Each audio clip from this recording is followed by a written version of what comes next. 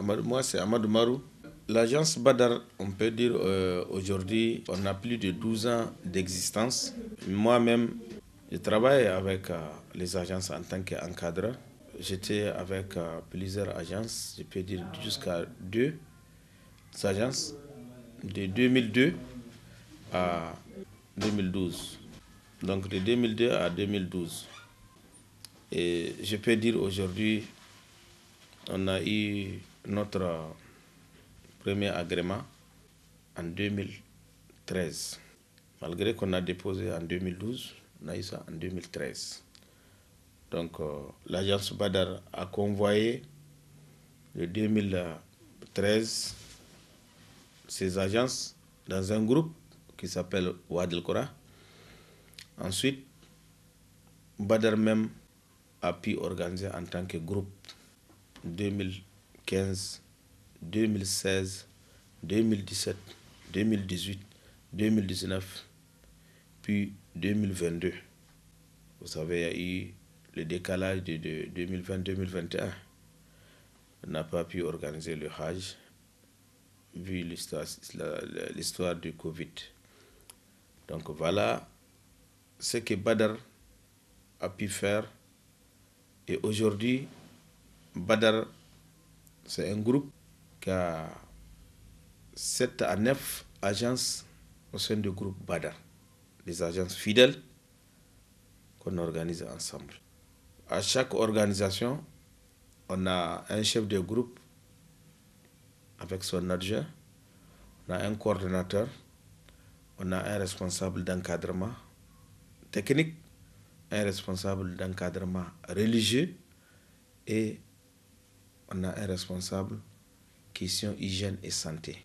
Donc, les encadreurs sont répartis par rapport au programme du vol et au nombre de agents et au nombre de pèlerins qui vont arriver à Médine. Et on a des représentations à Médine et à la Mecque à l'arrivée des pèlerins qui accueillent les pèlerins à l'aide des encadreurs, les héberger et faire les ziyaras, puis organiser, préparer le passeport, préparer le bus pour les acheminer à la Mecque, passer par Mikat. Et une fois à la Mecque, ils vont accomplir leur Umrah, puis continuer la formation avant le début du Hajj. Voilà comment on passe notre formation. Chaque année, on commence à partir du mois de février. Ici et à l'intérieur, on a des agences qui sont avec nous, qu'on a confié le chef de file là, de la formation dans les différents chefs de lieux aussi, des régions. Par exemple, on a au niveau de Maradi, Bouchara Transport, qui fait sa formation au niveau de lycée d'Andeko dans Kolodo, et avec tous nos agences membres, leurs pèlerins. Et au niveau des Zender, on a Fasbir, l'agence Fasbir, c'est à son siège qu'on dépense la formation. Au niveau de DIFA, c'est l'agence Badar même. Au niveau de Terra, c'est l'agence Badar même. Au niveau de Tilaberi, c'est l'agence Badar même. Et cette année, Inch'Allah, à Madawa, on pense faire, et à Tawa, on pense faire, Inch'Allah, et peut-être à Agadez. Donc on n'a pas fait une seule fois à Agadez, mais cette fois-ci, on pense, Inch'Allah, parce que Badr a ouvert sa représentation, ça fait 2 ans à Agadez. Donc la formation ici, après fini la formation, et la formation continue sur le terrain. Arrivé à Médine, le nombre de jours que les pèlerins vont faire, et il y a chaque nuit, il y a la formation. Et arrivé à la Mecque, avant le début du Hajj, aussi chaque nuit, il y a la formation. Et pour que les pèlerins puissent comprendre leur mission. Vous savez pourquoi la formation? Quelqu'un qui a 100 pèlerins, tu formes 25 pèlerins. Les 25 pèlerins là, devient aussi des formateurs pour les autres pèlerins. Parce qu'il y a plusieurs de nos paysans qui sont loin des grandes villes. Ils ne peuvent pas avoir la formation. Mais à leur arrivée, avec les autres pèlerins qu'ils vont cohabiter dans le bus, à l'hôtel et partout, ils vont avoir l'avantage de la formation directement avec les autres. Imaginez deux pèlerins qui ont reçu la formation avec deux autres pèlerins qui n'ont pas la formation. Ils vont aller à la mosquée ensemble et ils vont les apprendre. Et c'est ça l'avantage de la formation. Ce n'est pas ce que l'encadreur seulement ou les chefs d'agence va faire, mais il faut former les pèlerins aussi pour qu'ils puissent quand même aider les autres pèlerins. L'agence ne peut pas faire seule, mais l'agence va maximiser pour former les pèlerins. Cette année, l'organisation du Hajj et Umrah a une particularité vraiment différente des autres années. Les Saoudiens ont fixé un chronogramme vraiment très compliqué pour nous, ici au Niger surtout. On est habitué à clôturer après Ramadan chaque année. Mais cette fois-ci, le Hajj va être clôturé à 2 mois du début du Ramadan même. Ce qui complique vraiment l'organisation pour nous, parce que notre population a des mentalités, ne vont pas s'inscrire, c'est un peu avant Ramadan ou pendant le Ramadan ou après Ramadan. Donc, le 31 décembre, c'est la date butoir et ça va être clôturé. Quitte à ce que le Niger a pu remplir sur son quota de 15 891 et présentement, on n'a pas 2000 à cette date. Les 7, on n'a pas 2000. On charge 15 000. Donc, suite à ça, il y a eu des réunions. Le COHO et les syndicats se sont mis pour lancer des sensibilisations pour franchement informer les pèlerins qui sont en ville et en campagne pour qu'ils puissent prendre connaissance que cette affaire-là, ce n'est plus comme avant. Ce n'est plus comme avant quand tu vas au pèlerinage, c'est un peu avant le départ que vous allez venir. Ça, vraiment, on a pu faire des communications pour conscientiser vraiment nos pèlerins. Quant à nous, au niveau de notre agence, quand même, on est en contact avec nos représentations des différentes localités pour relancer leurs clients, pour relancer, pour informer la population que la date du 31 décembre, là, c'est la clôture. En fait, il y a 2 facteurs. Notre pays est dans des situations que tout le monde sait que depuis le 26 juillet 2023, il y a eu le changement de régime. Avec ça, on a vu, avec tout ce qui est de menaces, de fermeture des frontières, de coupure de ceci, et notre population vraiment n'est pas à l'aise. On est dans des difficultés financières. Malgré l'effort de nos autorités, quand même, jusqu'à présent, ça reste. Parce qu'on a vu cette position des autres pays pour essayer de ralentir le Niger coûte que coûte.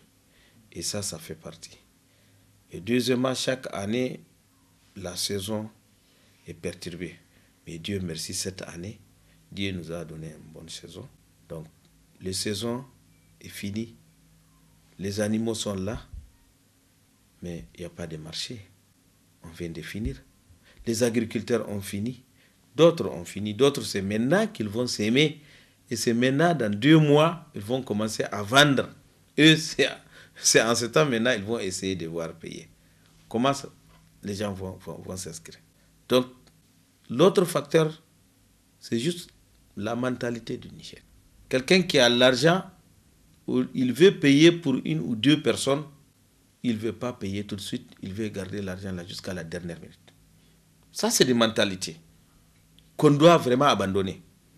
Vous voulez payer pour quelqu'un, vraiment, il faut payer, même si c'est la moitié pour la personne, pour lui garantir la place. Le fait de ralentir vraiment, ça bloque même. Je peux dire ça bloque. Aujourd'hui, on n'est pas à l'aise.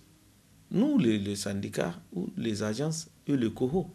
Vous avez vu la dernière fois quand le commissaire Cheikh Ben Salah, il a fait point de presse. On a besoin de 15 000, on a moins de 2 000. Où on va? Alors que les Saoudiens mettent les pressions chaque fois. Vous avez combien de pèlerins? Vous avez combien de pèlerins? Alors qu'il y a des contrats qui ne s'entendent pas. Il y a des contrats, ça n'attend pas à Ramadan. La majorité des contrats. Le contrat de Kidana. Kidana veut dire le contrat du camp Mina et Arfa. Ça, c'est des réservations, c'est des paiements d'avance. Sinon, votre pays ne va pas avoir la bonne place. Vous allez être derrière. Il y a camp A, B, C, D, E. Le camp A, c'est à côté de Jamrat. Le camp 2 suivent. Le camp 3, c'est un peu à côté comme ça, avec le camp 4. Et le camp 4, qui est le camp 2, qu'on est habitué Nigérien à prendre. L'année passée, on n'a pas eu notre camp. On voulait prendre, mais d'autres nous ont dévancés. On a pris un peu en haut, là où vraiment les Ivoiriens et les Sénégalais prennent d'habitude. Et nous, on ne veut pas là-bas. On veut que notre camp, quand vous sortez même des Jamrat, vous pointez directement dans notre camp. Les paysans qui vont aller lapider, revenir, si notre camp est sur la route, c'est plus facile. Mais regarde cette année, le désordre. Les gens sont éparpillés. Quand ils revenaient de Jamrat, ils sont éparpillés un peu partout. Ils cherchent notre camp. C'est des problèmes.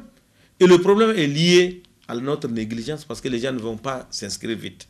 Ce n'est pas lié au COHO, ce n'est pas lié aux agences, mais aux pèlerins même. Dans tous les cas, nous, on a décidé quelque chose, chaque chose, il faut débiter ça. Cette année, on a donné la date du 31 décembre. On va clôturer. On est d'accord avec notre autorité. Si c'est 2000 qu'on a, on va amener les 2000. C'est les 2000 là que Dieu a prévu d'aller au Hajj. Parce que le Hajj, c'est quelque chose qui est tracé. Dieu a tout tracé. Donc, vous ne pouvez pas amener quelqu'un à faire le pèlerinage que Dieu n'a pas prévu. Donc, on ne va pas ternir l'image de notre pays aussi. Parce qu'on ne va pas pousser nos autorités à aller quémander, toujours dire, pardon, nous, on n'est pas prêts, on va reporter, il faut nous donner un mois. Regarde, tous les autres pays vont prendre leur date, ils vont prendre leurs dispositions, ils vont finir. Et nous, on est là en train d'écrire, on perd notre temps en train d'écrire des lettres, en train d'aller faire des va-et-vient, en train de faire des courbées pour chercher des faveurs. Quelle faveur on va chercher? Quelle faveur on va chercher? Non, nous, on n'est pas d'accord avec ça. On va accompagner nos autorités, on va accompagner Koho par rapport à ça. Que le pèlerin comprenne que celui qui est inscrit va aller. Celui qui n'est pas inscrit, laisse. L'année prochaine, il va aller. Ça, c'est très clair. C'est ça notre dispositif qu'on a. On est d'accord avec eux, on va travailler avec ça, parce que c'est ça la crédibilité de nos autorités. Et c'est ça qui va faire en sorte que l'année prochaine, la date indiquée là, même si c'est en août, et tout le monde sait que ça va être clôturé. Et c'est ça on voulait faire. À ce qui concerne l'agence Badar, en tout cas, on est là en train de s'organiser d'abord. Et nous, et les agences qui ont donné confiance à Badar aussi. Les autres agences sont là, ils vont arrêter des pèlerins et ils vont venir vers Badar pour composer le groupe. Quand on parle, nous, on prend en compte de tous ces agences. Et pour le service, Badar a donné toujours meilleur service. Et Badar va prendre tout ce qui est nécessaire par rapport à l'encadrement, par rapport à l'hébergement et par rapport au transport. On a les vols réguliers, les gens qui sont à l'extérieur. D'autres sont des commerçants, d'autres sont des fonctionnaires. Ils n'ont pas assez de temps pour aller faire un mois. Ils n'ont pas ce congé. Et Badar est en train de s'organiser pour les arrêter le 21 décembre dans le compte des vols réguliers. Puis le vol charter, Badar va faire en sorte que l'encadrement aussi soit meilleur. Badar va miser aussi sur la formation. Badar va faire en sorte que sur le terrain, les pèlerins soient assistés à 100%. À 100%. Donc, les ziyaras vont être vraiment pris en charge et vraiment, on va donner le temps pour faire les ziyaras. On va faire le maximum des sites aussi sacrés pour faire nos ziyaras. Et au niveau de Umrah, Badr a choisi de faire le changement. Parce que les Nigériens, la majorité des pèlerins nigériens, je peux dire à 90% ou 95%, se logent dans la même zone que le Hajj, que le Umrah. Dans la zone Sittin, Sarmansour, Taïsir, c'est dans cette zone que nous, pour Umrah cette année, on a choisi d'être Azizia. Azizia, pourquoi Azizia? Les hôtels, c'est des grands hôtels. C'est des hôtels de 4 étoiles. Et deuxièmement, les hôtels qui ont l'hébergement avec buffet. Tu ne vas pas aller chercher manger. Et troisièmement, le transport pour aller à la mosquée. On est à 600 mètres de la mosquée. Et les 600 mètres, vous allez pas, les pèlerins ne vont pas marcher à pied. C'est des bus qui sont en rotation devant les hôtels. Il te prend, il rentre dans le tunnel, il sort de la mosquée. Quand vous finissez, on prend le bus dans la mosquée, on sort devant l'hôtel. On sort dans le tunnel, on est là à l'hôtel. Tu n'as pas à marcher à pied. Tu n'as pas à chercher à manger quelque part. Vous allez faire votre ibadah tranquille. Donc voilà l'option que Badr a choisie pour faire le changement. Il y a beaucoup de pays qui sont là-bas. Nous, l'année dernière, on a trouvé les Sénégalais, les Gambiens, les Maliens là-bas. Ils étaient à l'aise. On a fait rupture ensemble. Ils étaient à l'aise. Mais pourquoi on ne peut pas mettre nos pèlerins dans cette condition? Mais pourtant, le montant qu'on est en train de payer, des fois, on paye même plus que ça. Et on est dans le poubelle par là. On paye plus. Badr a fixé un montant pour ceux qui veulent la restauration, buffet. Et Badr a fixé ceux qui ne veulent pas le buffet, mais l'hébergement va être l'hébergement de qualité. Et c'est ça le changement qu'on a choisi. Il y a des agences qui ont accepté. On a expérimenté ça déjà. Badr a organisé Umrah Fala, couplé avec colonie de vacances en août. On était dans les mêmes conditions. Buffet. Badr a organisé septembre, octobre, novembre et décembre là. Ça va être la même chose, Inch'Allah. Et c'est dans la même zone, même hôtel, avec restauration, avec le même transport navette, gratuit. Et on a expérimenté ça, on a vu ça. Et tous ceux qui sont partis jusqu'à présent, et c'est eux-mêmes qui nous demandent pardon, prenez-nous les mêmes hôtels là. Pardon, prenez-nous. Il y a d'autres qui vont retourner à Ramadan. Ils sont en train de dire à leur famille que voilà là où il faut aller faire votre ibadah. Sans vous fatiguer. Regarde le montagne de Bel Ladin. Même un jeune comme vous, comment vous allez faire aller-retour? À plus fort que des âgés, des handicapés, des malades. Quand même, le Niger doit changer cette zone parce que les montagnes la fatiguent les pèlerins. Voilà ce que Badr a choisi. Badr a montré aux autres agences. Il y a plusieurs agences. Quand on a compté aujourd'hui, on a plus de 30 agences qui sont avec nous, qui sont d'accord avec nous, qui sont partis voir eux-mêmes. Ils ont hébergé leurs pèlerins à Umrah. Même en octobre, d'autres ont hébergé leurs pèlerins. Et ils sont d'accord avec ça. Voilà le changement que Badr veut vraiment changer dans le visage de Umrah. Et pour le Hajj aussi, Inch'Allah. Et Badr s'est lancé dans d'autres aussi services en partenariat avec d'autres agences et compagnies aussi. Badr est en partenariat avec l'agence DB Transport and Tour, Badr Airlines Billetterie et DB ont ouvert un siège pour le billetterie, cargo et charter. Et en dehors de charter aussi, Badr va essayer avec DB pour représenter des compagnies. Parce qu'aujourd'hui, il y a peu de compagnies qui opèrent au Niger. Et qu'il faut qu'on arrive à avoir des compagnies pour baisser le prix du billet au Niger. Donc, bientôt, Inch'Allah, les pèlerins Umrah et Hajj vont avoir cargo avec DB transport en retour et Badr Travel, Jeddah Niamey et Dubaï Niamey. Ça, c'est le cargo qu'on va mettre. Il y a beaucoup de pèlerins, ils sont obligés, ils ont des excédents, d'autres, c'est même pas ils vont payer beaucoup de choses. Et il y a des commerçants à l'occasion du Hajj et Umrah, ils payent beaucoup de choses. Ils veulent transporter ça à Niamey. Et désormais, on aura un cargo qui va être immatriculé à Niamey. Oui, on va se lancer dans le transport pèlerin. Et le cargo là, quelqu'un qui donne conteneur pour faire 2 mois, 3 mois pour attendre tes bagages. Une semaine, tes bagages sont là. Des fois, les bagages sont là avant que tu viennes. Qu'est-ce qui est mieux que ça? Donc, Niger, on n'a pas le cargo. Et le cargo là va être au nom du Niger, Inch'Allah, avec le partenariat de DB Transport en retour et Badr Travel. Donc ça, c'est des opportunités de partenariat qu'on est en train de faire.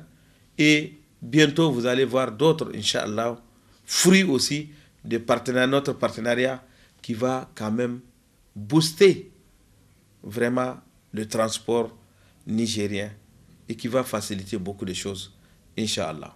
L'appel que j'ai particulièrement à la CNSP, le général Abdraman Tiani et Mohamed Lamine Zen, il accorde déjà. Par rapport au Hajj, ils ont fait le Hajj leur priorité. Et merci.